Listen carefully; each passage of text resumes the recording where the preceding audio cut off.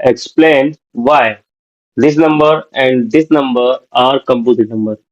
हमें दो नंबर दिए गए हैं जिसमें हमें प्रोडक्ट और सम दिया गया है एक नंबर का, इसमें भी प्रोडक्ट दिया गया है और सम दिया गया है ना, ये दो नंबर दिए गए हैं।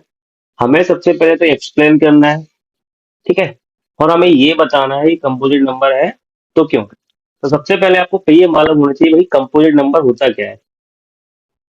कंपोजिट नंबर, जो कंपोजिट नंबर होता है उसके टू और मोर देन टू फैक्टर होते हैं, ठीक है।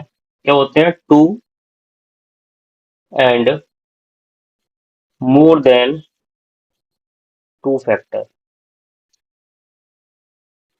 To prime factor. आपको समझ में आ गया होगा कि ऐसे नंबर जिसके दो और दो से ज्यादा फैक्टर होंगे वो हमारा कंपोजिट नंबर होगा, ठीक है। तो आपको कंपोजिट नंबर समझ में आ गया होगा, ठीक है। अगर इसके लिए हम समझने के लिए हम एक तरीका और अपना सकते हैं कि भाई अगर हम क्या कर रहे हैं, जो नेचुरल नंबर होता है, तो नेचुरल नंबर कहाँ से स्टार्ट होते हैं बेटा? नेचुरल नंबर स्टार्ट होते हैं आपके वन से, तो वन, टू, थ्री, फोर और चलते जाते हैं इनफाइनाइट तक। क्लियर?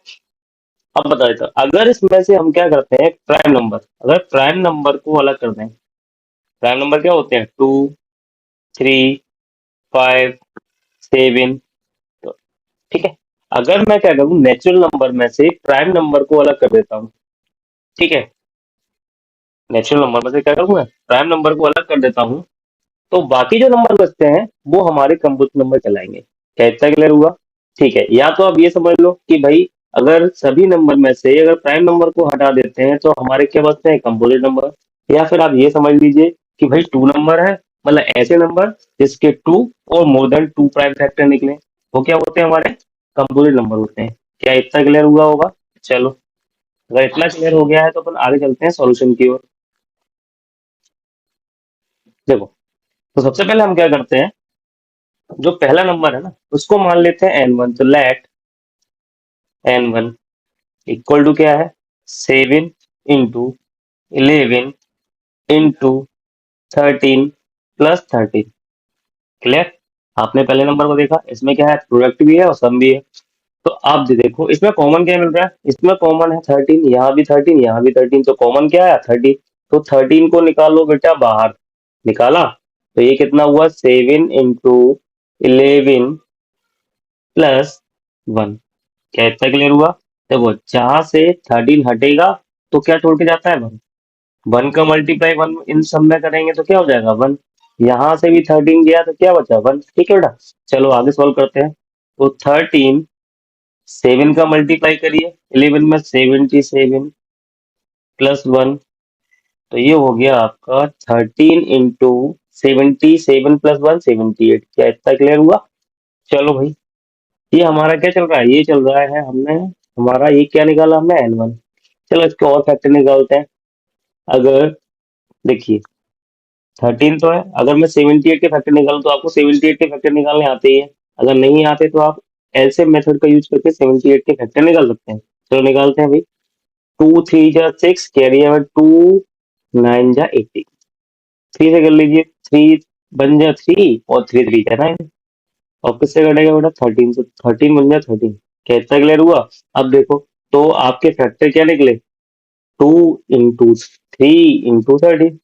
ठीक है, स्क्वायर कर लीजिए कि 2 into 3 into 13 into 13।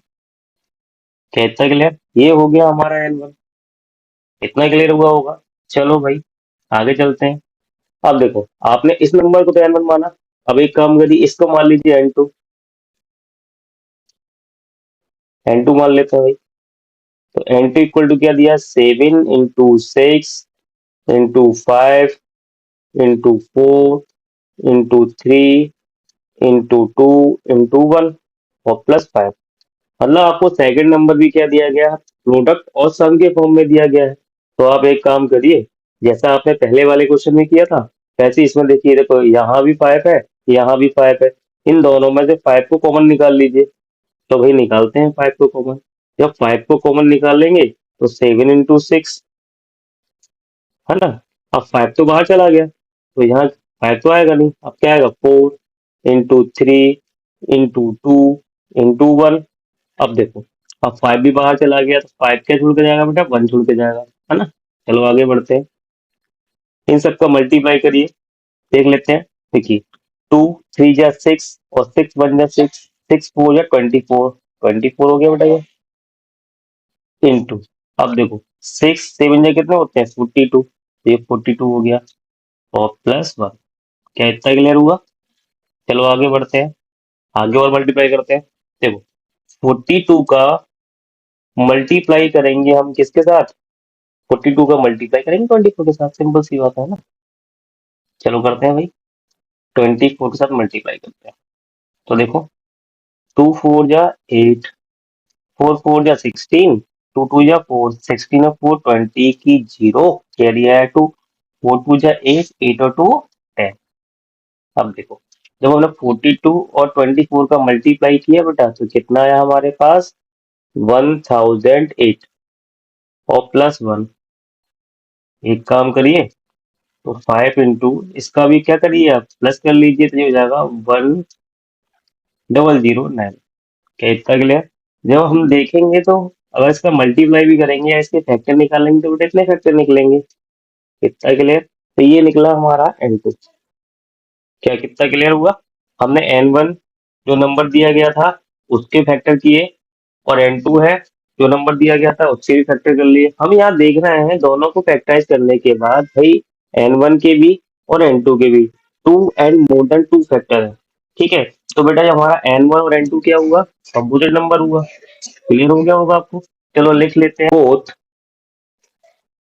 N1 and N2 both N1 and N2 have 2 and more than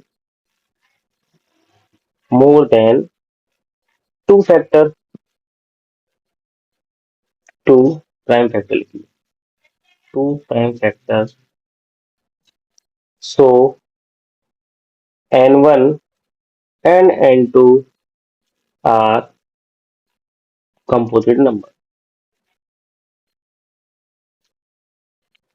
Composite number.